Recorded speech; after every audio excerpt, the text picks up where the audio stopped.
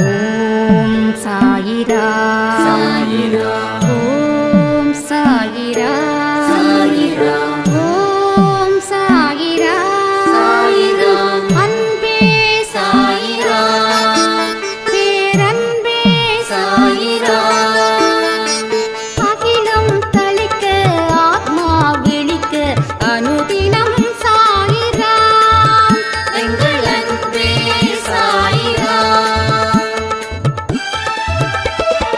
ஒன்றே இறைவன் ஒன்றே பூமிக்கென்றும் சாயிரா சரணம் சாயிரா நன்றே செய்து வாழ்வோம் நாம் ஒன்றே செய்து வாழ்வோம் அன்பே சாயிரா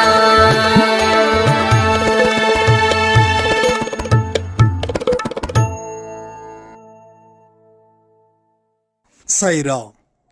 என் உயிரின் உயிரானவர்களே, அனைவருக்கும் இந்த நாள் நல்ல நாளாக அமைய சாயப்பா கிட்ட பிரார்த்தனை பண்ணிக்கிறேன்.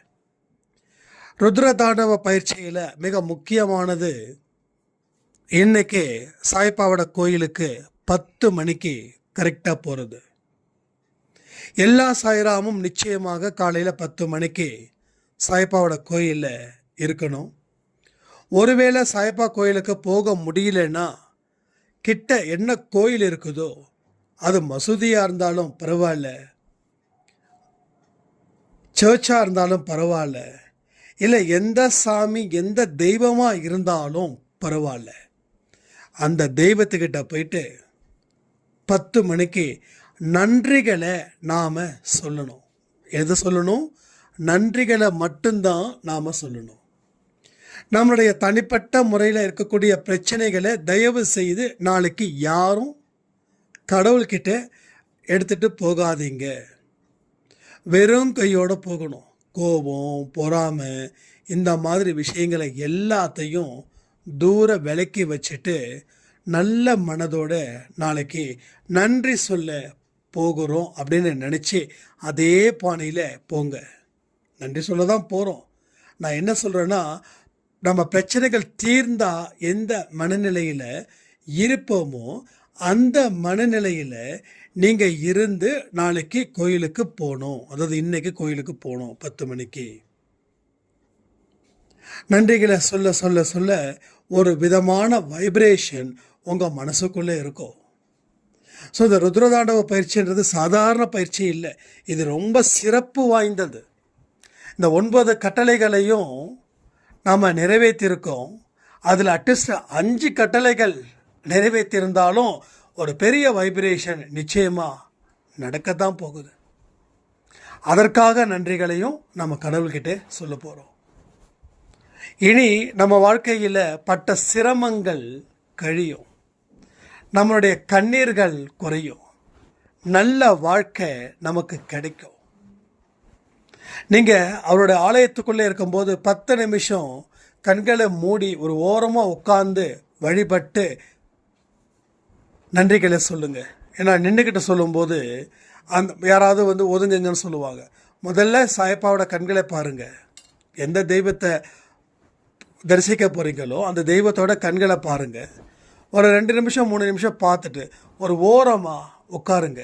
உட்காந்து நிமிர்ந்து உட்காந்து நன்றிகளை சொல்லிக்கிட்டே இருங்க. நன்றிகள் மூலமாக ஆனந்த கண்ணீர் வந்தாலும் சந்தோஷம், வரலனாலும் சந்தோஷம். நாளைக்கு அதாவது இன்றைக்கி மிக மிக முக்கிய நாள். ஏன் நாளைக்கு சொல்கிறேன்னா, இப்போ நைட்டு 11:30 மணிக்கு நான் இந்த ஆடியோ கொடுத்துட்ருக்கேன், அதனால தான். ஸோ இன்றைக்கு மிக முக்கியமான நாள். நீங்களும் கடவுளும் ஒரு நெருக்கத்தை ஏற்படுத்தக்கூடிய நாள் தான் இந்த நாள்.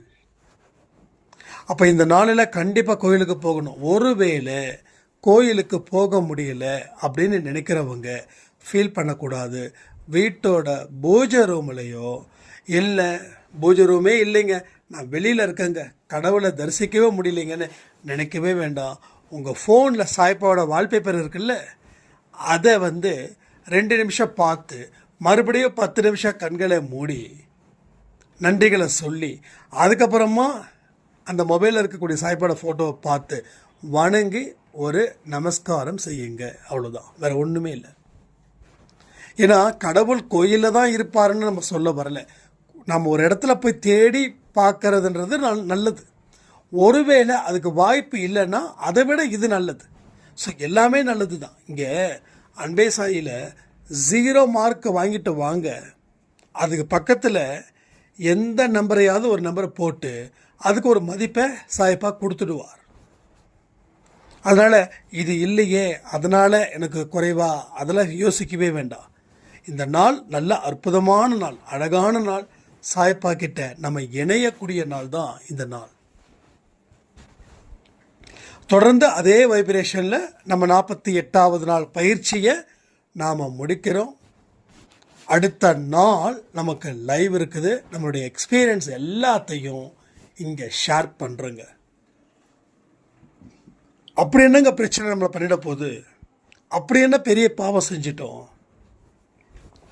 நம்ம உண்மையாக நடக்கும்போது சில துன்பங்கள் வந்தாலும் அதையும் பொருட்படுத்திக்கோங்க. ஏன்னா உண்மை கொஞ்சம் வழுக்கத்தான் செய்யும், ஆனாலும் அது நம்மளை காப்பாற்றும். துன்பங்கள் கடவுள்கிட்ட வந்ததுக்கப்புறம் துரத்தத்தான் செய்யும். ஏன் துரத்துது தெரியுமா? கடவுள் ஒரு இடத்துல உங்களை கொண்டு போய் உட்கார வைக்கணும்னு முடிவு பண்ணியிருக்காரு. அதற்காக அந்த துன்பம் துரத்துது, அவ்வளோதான். அப்போது எல்லா விஷயமும் உங்களுக்கு நல்லதுக்காக தான் இங்கே நடக்குது. எல்லா ஏற்பாடுகளும் நல்லதுக்காகவே தான் இங்கே நடக்குது. உங்களுடைய ஒவ்வொரு கண்ணீருக்கும் கடவுள் ஒரு நல்ல பதிலை கொடுக்கத்தான் போகிறாரு. அதில் எந்த சந்தேகமும் வேண்டாம். இந்த கோயிலுக்கு போனதுக்கப்புறம் இந்த ஆடியோவில் உங்களுடைய எக்ஸ்பீரியன்ஸ் எப்படி இருக்குதுன்றதை எல்லாரும் தெரியப்படுத்தணும்.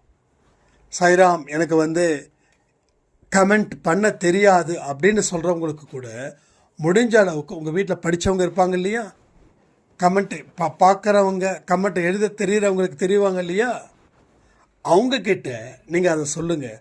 நிச்சயமாக அவங்க செஞ்சு தருவாங்க, ஹெல்ப் பண்ணுவாங்க. ஹெல்ப் பண்ணனாலும் பரவாயில்ல, நோ ப்ராப்ளம்.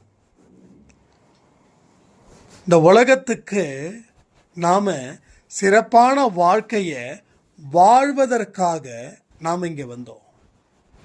அதை நாம் செய்யலை, இனிமே செய்ய போகிறோம். எதை நாம் செய்யாமல் இருந்தோமோ அதை நாம் இனிமே அருமையாக கவனத்தோட அற்புதமான வழியில் செய்ய போகிறோம். அற்புதத்தையும் நாம் பெறப்போகிறோம். இது எல்லாமே நமக்கு இனிமேல் வரக்கூடிய நாட்களில் நடக்கும். அதனால் எந்த காரணமும் சொல்லாமல் இனி வாழ்வதற்கு உண்டான நாட்களாக இனி வரக்கூடிய நாட்கள் இருக்கும். வருஷத்தில் இனிமேல் 2 இருந்து 3 பயிற்சிகள் நடக்கும். ஸோ இந்த வருஷம் நம்ம 2 பயிற்சி பண்ணோம், 48 நாள் 48 நாள்.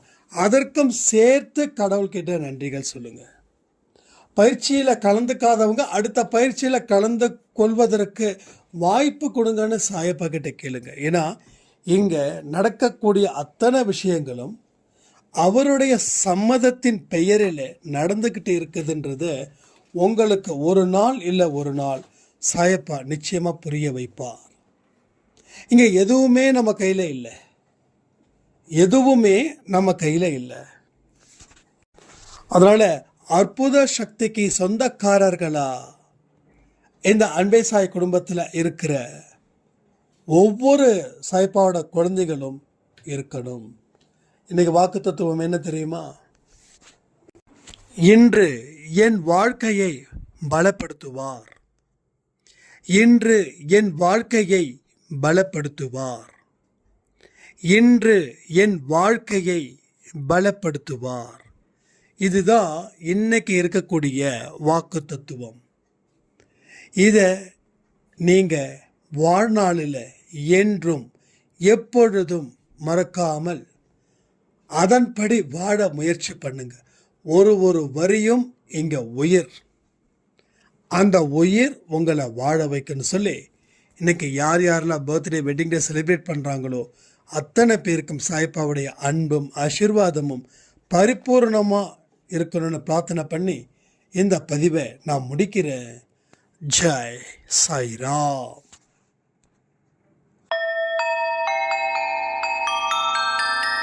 ஓம் சாயிரா சாயிரா